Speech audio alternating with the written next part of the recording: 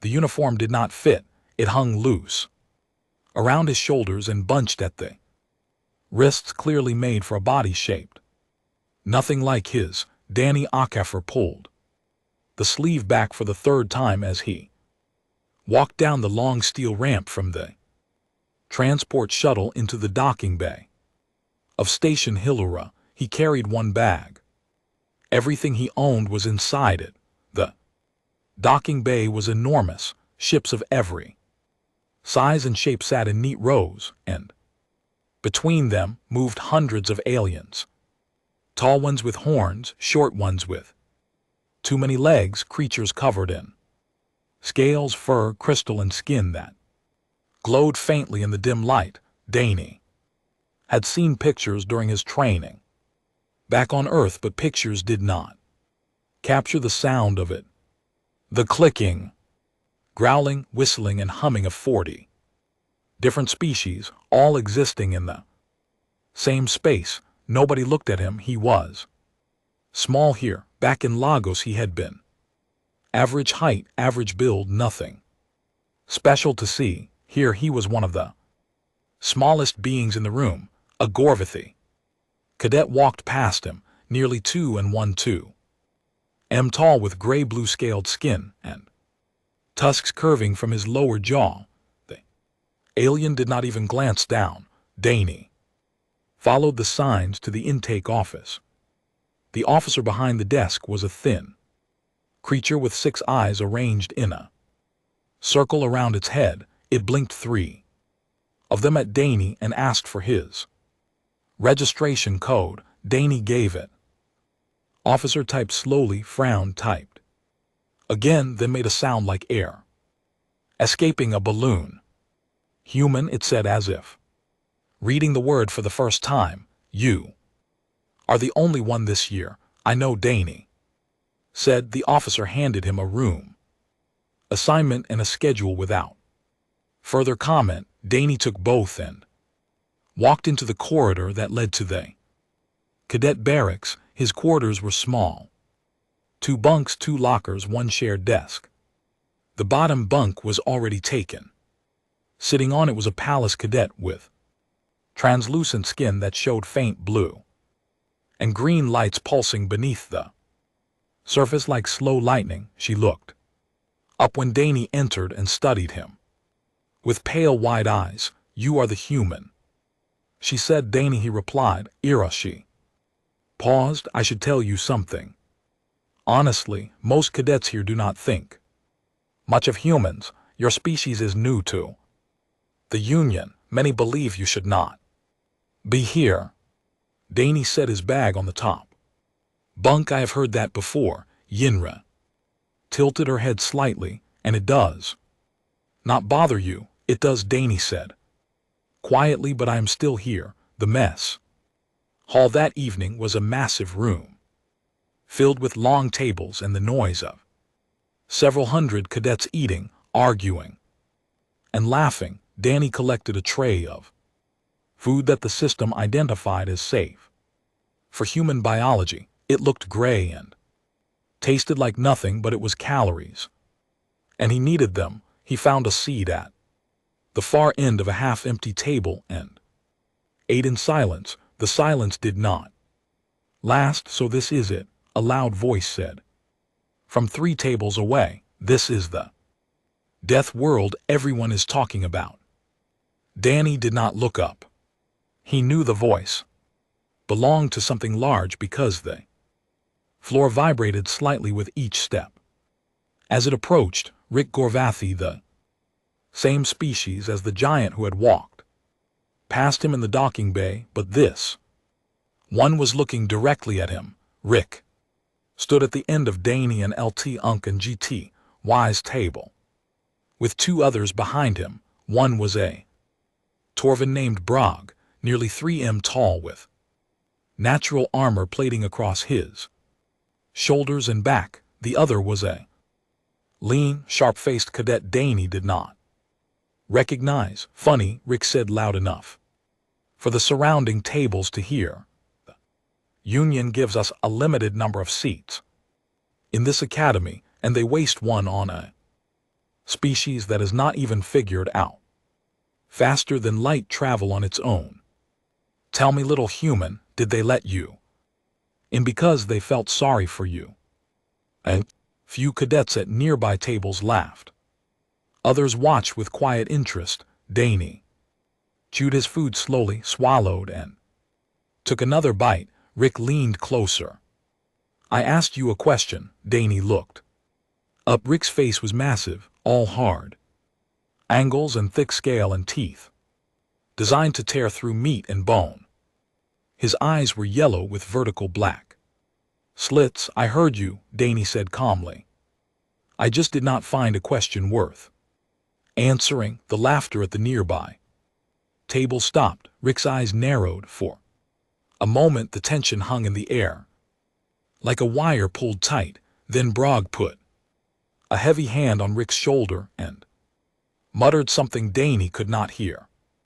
Rick snorted, straightened up, and walked away, but he looked back once, and his expression made a promise that Danny understood perfectly. This was not over. Danny finished his meal and left. Yinra caught up with him in the corridor, her bioluminescent veins flickering faster than usual. Why did you not say something back? She asked. You just sat there. What would talking do? Danny asked. It might make them respect you. No, Danny said, it will make them think I care what they say. That is different. Yinra opened her mouth, then closed it. She had no answer for that. Back in their quarters, Danny climbed onto his bunk and opened his bag. Beneath his spare clothes and a worn data pad, he found what he was looking for, a pair of hand wraps, old and frayed, stained with years of sweat and use. He had carried them from Legos to orbit, from Earth to the stars. He sat on the edge of his bunk and wound them slowly around his fists, one hand and then the other, pulling them tight. With practiced ease, the familiar pressure settled his mind the way nothing else could. Tomorrow was the first combat class that he was ready. The crucible ring smelled like metal and ozone. Danny noticed that the moment he stepped through the heavy double doors and onto the observation platform above the arena floor. Below him, a wide circular pit stretched out with a flat stone surface and faint grid lines marking where the terrain tiles could shift and change. It looked like a place where things got broken. Around him, cadets filed in and took their positions along the railing.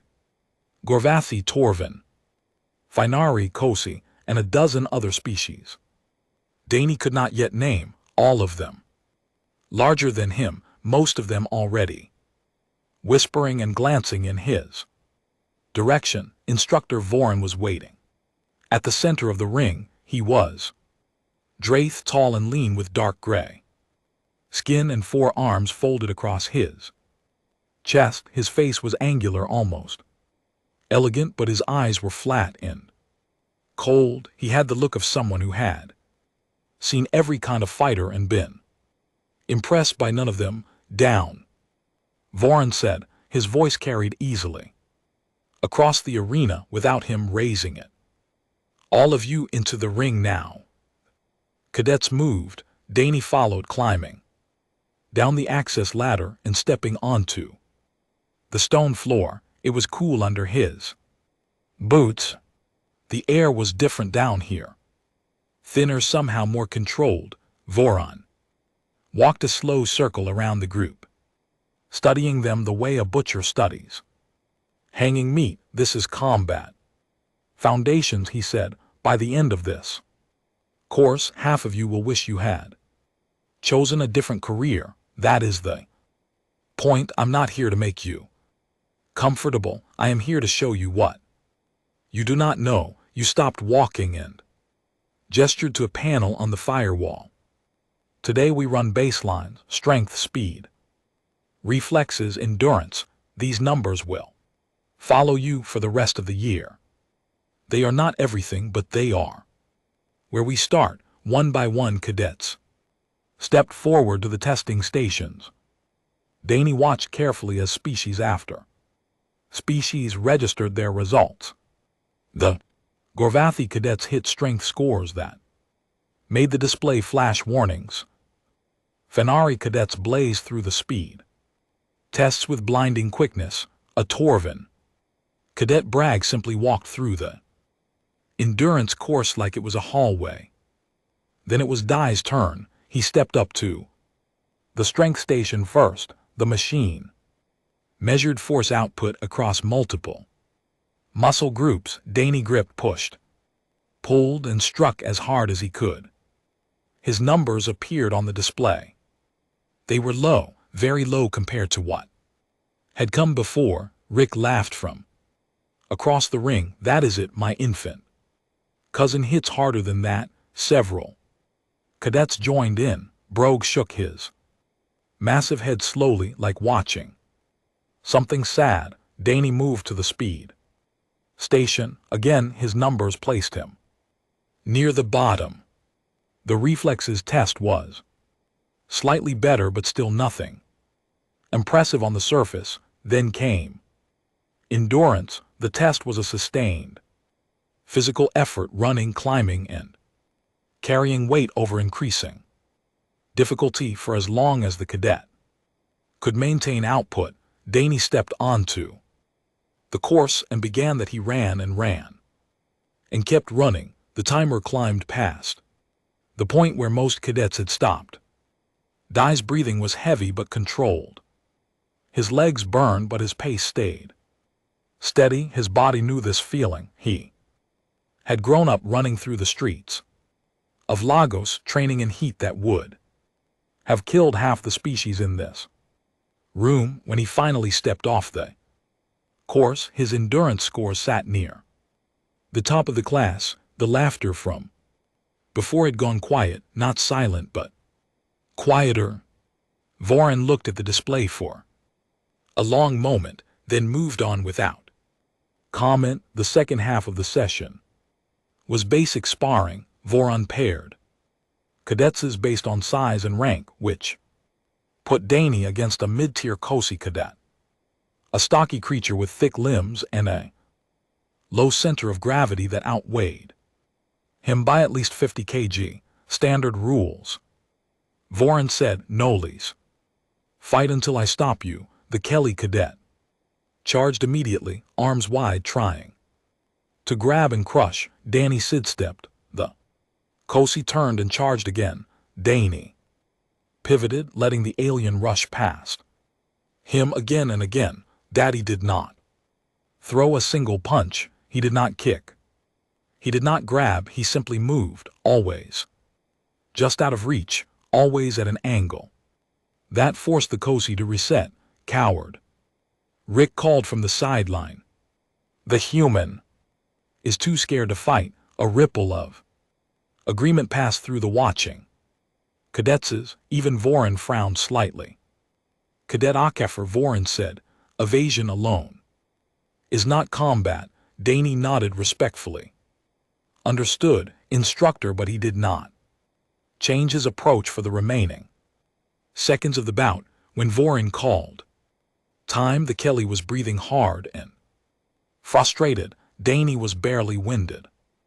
After the session ended and cadets filed out, a voice called to him from behind. "You are not just dodging." Danny turned. Suli, the Finari cadet, stood in the corridor. She was slender with golden fur and sharp amber eyes. Her movements were precise and controlled even when she was standing still. "Excuse me," Danny said in the ring. Suli said, "Everyone thinks you running away, but I was watching your eyes. You were not running, you were reading him. Every time he moved, you were studying his pattern." Danny looked at her for a moment, then he gave a small smile. "Good eye," he said, and walked away. That night, Yinra sat cross-legged on her bunk while Danny stretched his sore muscles on the floor. "Your combat Scores were not good, she said. Carefully, are you worried about the rankings? Danny shook his head. Rankings are just numbers, then what? Matters, he paused mid-stretch and looked up at her. Fights are conversations, he said, and you learn more by listening. Yinra blinked her pale eyes at him. She did not fully understand what he meant, but something about the way he said it made her believe he knew exactly what he was doing. The burn on Dai's hand appeared on the fourth day. He had picked up his meal tray in a mess hall, taken 2 bites of the gray paste the system gave him, and felt a sharp sting crawl across his right palm. By the time he looked down, the skin was red and blistering where it had touched the tray's surface. Chemical irritant spread thin and nearly invisible, harmless to Gorvathy scales, painful to human skin. Dee did not need to guess who had done it. Danny set the tray down calmly, wrapped his hand in a cloth napkin, and left the mess hall. Without looking at Rick's table, he could hear the low rumble of laughter behind him. Back in the quarters, he ran cold water over the burn and applied a basic healing gel from the shared medical kit. The skin would take a day or 2 to recover. It hurt, but he had felt worse. Yinra came in minutes later. Her bioluminescent veins were flashing fast, which Danny had learned meant she was angry. She stood over him with her hands clenched. I saw what they did, she said. We should report this to the Academy administrators. Chemical contamination of food is a serious violation. Danny kept his eyes on his hand as he wrapped it in clean bandage. No, why not? Because if I go running to authority, it proves what they already believe, that humans cannot handle things on their own, that we need someone bigger to protect us. He flexed his bandaged hand carefully. I will not give them that. Yinra stared at him. Pride is a poor reason to suffer. It is not pride, Danny said. It is strategy. She did not understand, but she did not push further. The harassment continued. Over the next 2 weeks, it was never enough to cross the line into something the Academy would act on without Danny reporting it. Small things, a shoulder check in the corridor hard enough to knock him into the wall, his locker forced open, and his spare uniform thrown into the waste chute. Comments in the mess hall always loud enough for him to hear, but quiet enough to deny if questioned. Rick was smart about it. He never touched Danny directly. He let his followers do the work and kept his own hands clean. Danny absorbed all of it. He said nothing. He did nothing visible. But he was watching that eye in combat class. Instructor Vorin introduced the next phase of training, adaptive fighting. The concept was simple but difficult. In a galaxy of hundreds of species, no 2 opponents fought the same way. A soldier who could only fight one type of enemy was useless. The real skill was learning to read a body you had never seen before and find its weaknesses in seconds. Voron called Rick forward as a demonstration partner. The Gorvathy stood in the center of the ring, massive and confident. Voron circled him slowly. Every species has advantages, Voron said. Gorvathy have strength, armor plating, and reach. These are obvious, but what are the weaknesses? He moved faster than his tall frame suggested was possible. One of his 4 hands shot out and pressed 2 fingers into a spot just below Rick's armpit between the overlapping scale plates. Rick flinched and stumbled sideways. Joint gaps, Voron said. The places where armor meets flexibility. Every armored species has Find them, and raw strength means nothing. He released Rick and continued. The lecture he showed similar vulnerabilities in Torvin, Kalosi, and Fenari anatomy. Every species had blind spots, every body had structural limits. Danny did not blink during the entire demonstration. His eyes tracked every movement Vorin made, every point of contact, every reaction from the alien bodies he was memorizing. Suli noticed. She always seemed to notice. During the lecture portion, she moved from her usual seat and sat one row closer to Danny. She did not say anything. She did not need to point. 3 days before the next combat session, Brogue found Danny alone in a service corridor near the engineering section. The massive Torvin blocked the entire width of the hallway. His armored plating reflected the overhead lights like polished stone. Human, Brogue said. His voice was deep and slow. I'm going to say this once. Drop out, go home.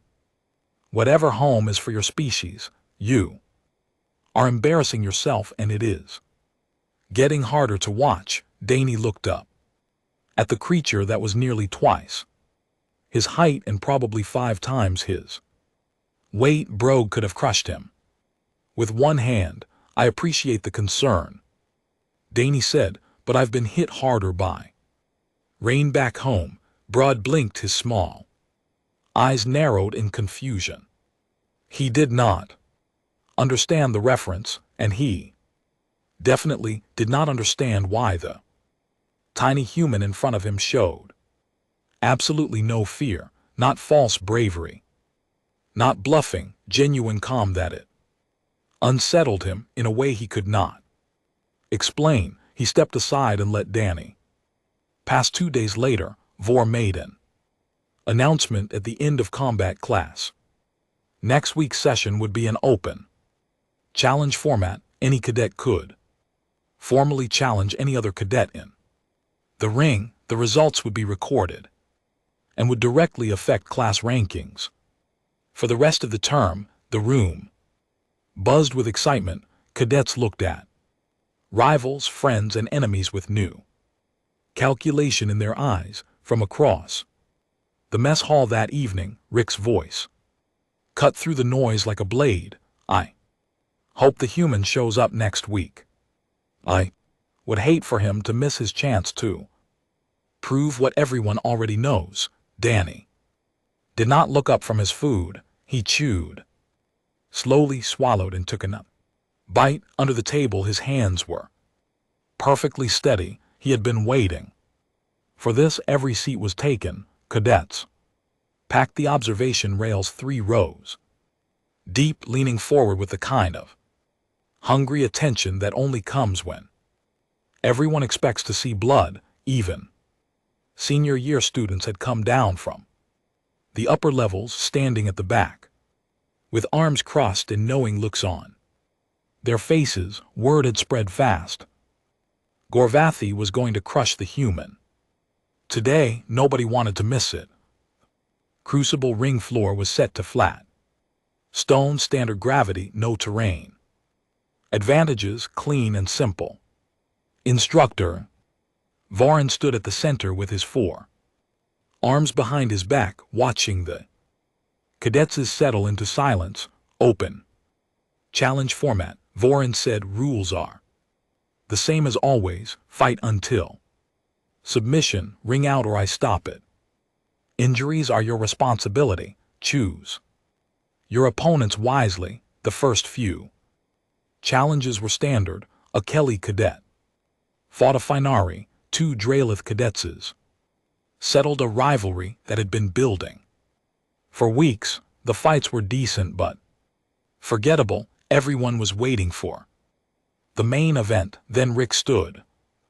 Arena went quiet. The Gorvathi walked into the ring with slow, deliberate steps, each one sending a faint tremor through the stone floor. He was massive. Gray-blue scales covered his body like plated armor. His tusks gleamed under The overhead lights. He stopped at the center of the ring and turned to face the human section of the crowd. "I challenged Cadet HFY," he said. Every eye in the arena moved to Danny. That he was sitting near the back, arms resting on his knees. For a moment he did not move. Then he stood, removed his jacket, folded it neatly, and set it on his seat. He walked down to the ring floor in silence. The crowd murmured. He looked small, painfully, obviously small. Next to Rick, a creature built for war.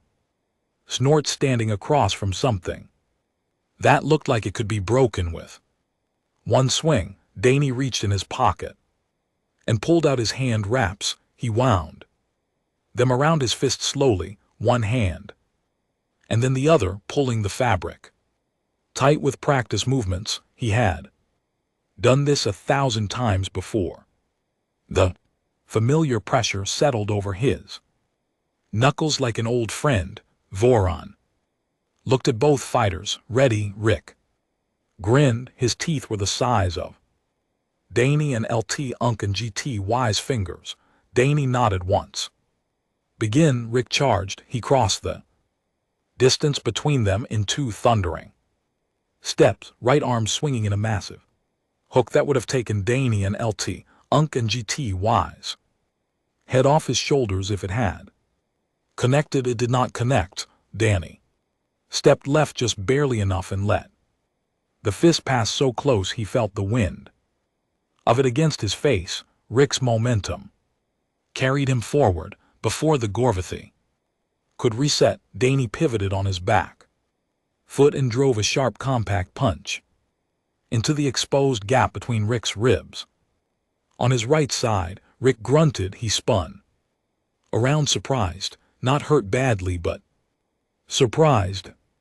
Nobody had ever targeted that spot before. Most fighters attacked Gorvathy head-on and lost that. He came again, faster this time, both arms swinging and wide arcs designed to catch Danny no matter which direction he moved.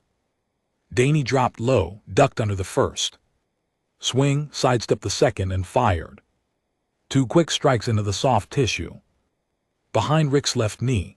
Rick's leg buckled for half a second. He caught himself, but the hesitation was visible.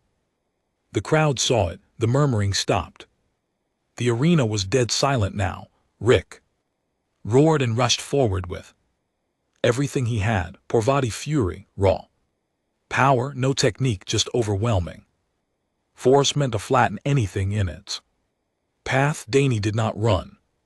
He moved in a tight circle, staying just inside Rick's reach where the big arms had less leverage. Every time Rick swung, Danny was already somewhere else, and every time Danny moved, he struck short, precise hits, always targeting the gaps, the joints, the nerve clusters. Voron had demonstrated in class that he was not trying to overpower Rick. He was dismantling him. That Rick's breathing grew heavier. His swings grew wider and slower. Danny could see the confusion building behind those yellow eyes.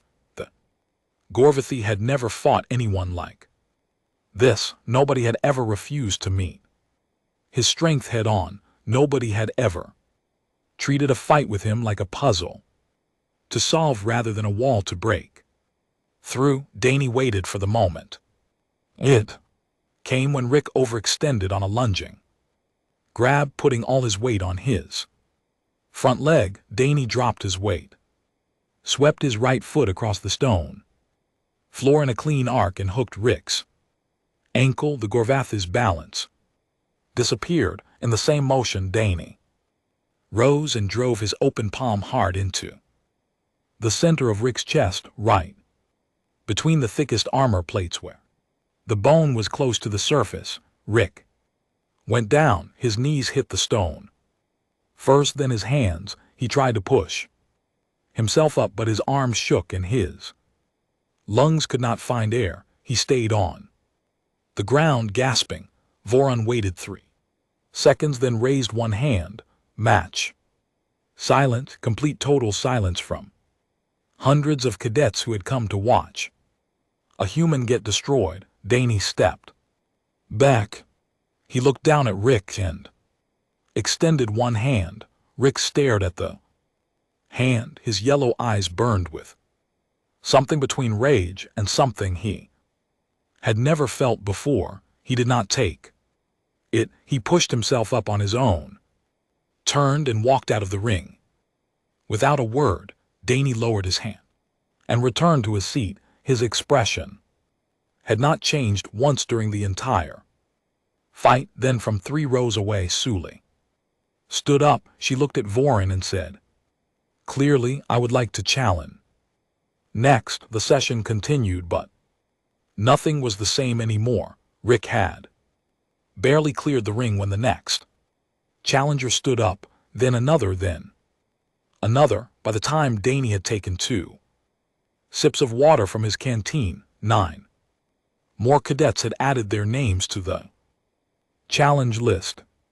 All of them wanted a shot at the human. Some wanted to prove the first fight was a fluke. Some wanted the glory of being the one to knock him down. A few were simply curious, but all of them thought the same thing. Danny had gotten lucky once. He could not do it again. Vor looked at the list, then looked at Danny. "Cadet HFY, you are under no obligation to accept multiple challenges in a single session." Danny set his canteen down. "I accept all of them."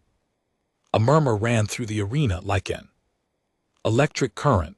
Voran held Dai's gaze for a moment, searching for doubt or foolishness. He found neither. He nodded once. "Very well, next challenger."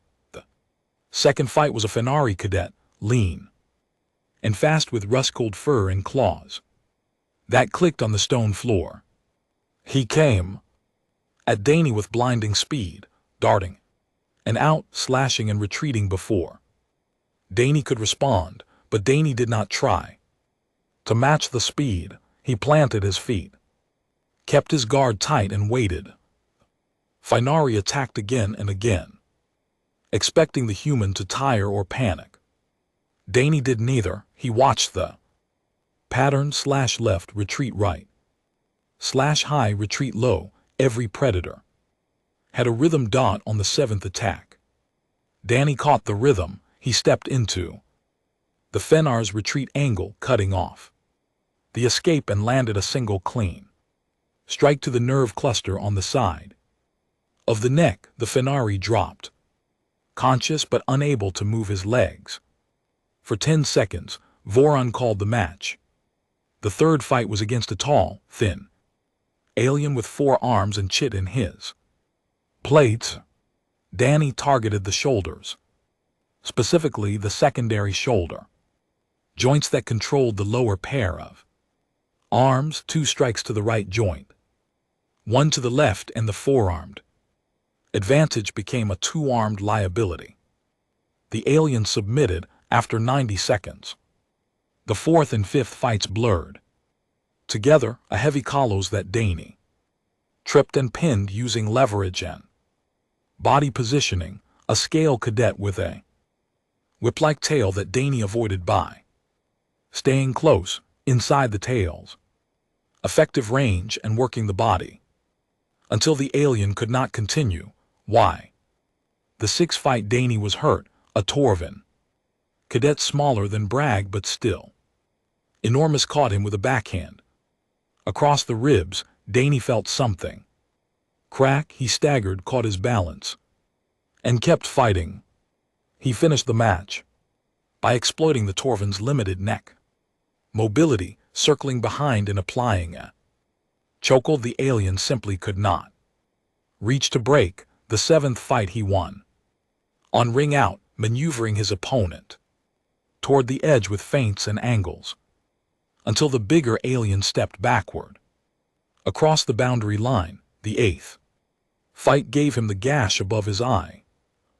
Sharp-clawed cadet opened a cut that bled freely down the left side of his face, Danny wiped the blood with the back of his wrapped hand and kept moving. He finished the fight 30 seconds later with a joint lock that made the entire arena cease. The ninth fight was ugly. Danny was slower now, visibly tired, breathing hard through what was clearly a damaged rib. His opponent sensed weakness and pressed hard, but tired and hurt was not the same as finished. Danny dug into something deep, something that lived in the part of him that had grown up fighting on concrete with nothing but his fists and his refusal to stay down.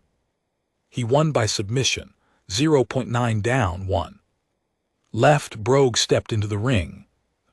Massive Torvin looked down at Danny with an expression that was not quite contempt anymore. It was something closer to reluctant interest. The human was bleeding, cracked and swaying slightly on his feet, and yet he was still standing. "You should stop," Brogue said quietly, low enough that only Danny could hear. "You should swing," Danny replied. Brogue swung. The Torvin was enormous but heavy, built like a mountain balanced on two thick legs. His armored upper body gave him devastating striking power but made his center of gravity dangerously high. Danny had been watching Brogue move for weeks. He knew exactly where the balance point was. Brogue threw a crushing overhead strike. Danny sidestepped, grabbed the descending arm with both hands, dropped his hips low, and used Brogue's own momentum to pull the giant forward and over. It was not strength that flipped the 3M alien. It was physics, weight, angle, and timing. Brogue hit the stone floor with a sound like a cannon shot. Before he could roll over, Danny was on him, one arm locked around Brogue's primary limb, applying pressure to the elbow joint at the precise angle where armor did not protect. Brogue struggled. The stone cracked beneath him as he thrashed, but the hold was clean, and every movement only tightened it. After 5 seconds, Brogue slapped his free hand against the floor. Submission. The arena exploded. Not laughter, not mockery. The sound was raw, genuine shock mixed with something that sounded almost like admiration. Cadets from every species were on their feet. Danny released Brogue's arm and stood up, or tried to. His legs almost gave out. He caught himself, straightened his back, and stood in the center of the ring, blood on his face, one hand pressed against his broken rib, both eyes open. Vorin walked into the ring. The old instructor stood in front of Danny and looked at him the way he had never looked at any first-year cadet before. Then he gave a single slow nod. Danny nodded back. Then he walked out of the ring under his own power, because that mattered more than anything else. Danny woke up to the soft hum of medical equipment and the faint blue glow of a healing field wrapped around his torso. The ceiling above him was white and clean, and for a moment he could not remember where he was. Then the pain in his ribs reminded him 3 days had passed since the crucible ring. He had been unconscious for the first 12 hours after walking out of the arena. His body had simply decided it was finished cooperating, and shut down the moment he reached the medical ward doors. A nurse told him later that he had collapsed 2 steps inside the entrance and did not wake up until the next morning. The doctors were fascinated by him, not by the injuries. Those were straightforward, but by how fast the injuries were healing. They had treated dozens of species, but rarely a human. His metabolism was burning through the healing agents faster than expected, knitting bone and closing wounds at a rate that made the lead physician Recalibrate his equipment twice. Deathworld biology, the doctor muttered. Making notes on a data pad. Remarkable. Danny did not feel remarkable, he felt. Like someone had dropped a building on him, but he could breathe without sharp pain now, and the gash above his eye had closed to a thin red line. Progress. Yinri came first. She carried a tray of food, real food this time. She had somehow convinced the messall system to prepare something closer to what humans actually ate. It was not perfect, but it was warm and had flavor, and Danny nearly cried at the first bite. The whole station is talking about you, Yinra said, sitting on the chair beside his bed. Her bioluminescent veins pulsed in steady, calm rhythms. Every floor, every species channel, they're calling you the human who would not fall down. Danny chewed slowly. That is not very creative. It is accurate. He smiled. It hurt his face, but he smiled anyway.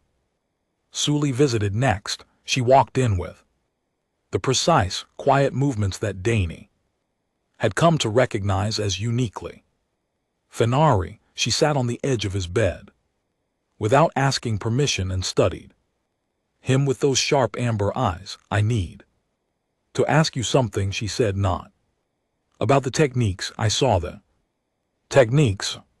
What I want to know is how you knew what to do against species you have never fought before. You had never faced a Torvin or a four-armed Kosi, but you fought them like you had studied them for years. Danny thought about it for a moment.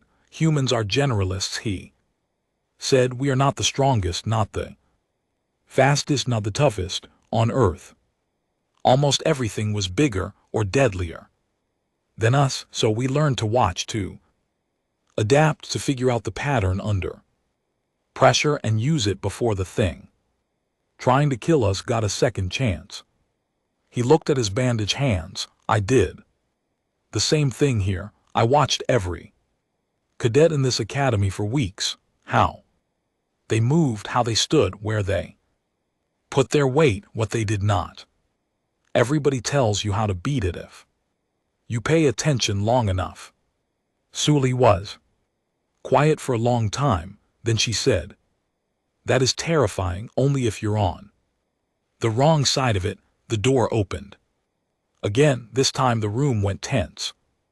Rick stood in the doorway. He was too large to fit through comfortably, so he ducked and turned sideways. He did not come all the way in. He stood just inside the room, arms at his sides, his yellow eyes fixed on Danny. Yinra stood up immediately. Suli's hand drifted to her side. I'm not here to fight, Rick said. His voice was stiff, uncomfortable. This was clearly not something he had practiced doing.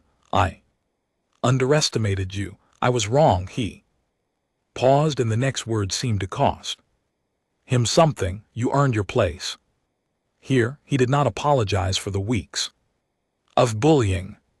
His pride would not allow that, but what he said was enough. In Gorvathi culture, admitting you were wrong about an opponent was one of the hardest things a warrior could do. Danny held his gaze and gave a slow, respectful nod. Thank you. Rick nodded back once, then turned and left.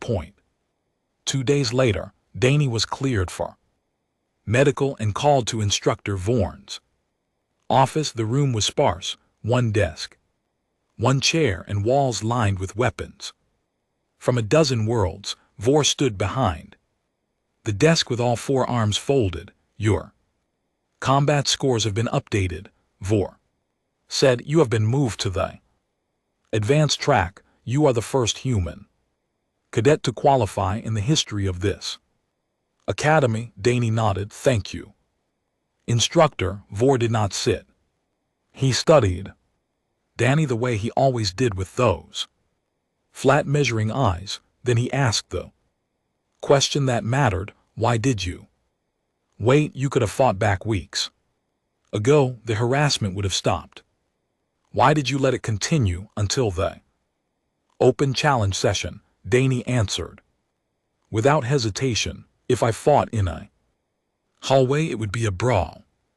Unofficial, easy to dismiss. I waited for the arena because that was on the record, sanctioned, every species in that room saw it under proper conditions. Nobody can say it did not happen. Nobody can say it did not count.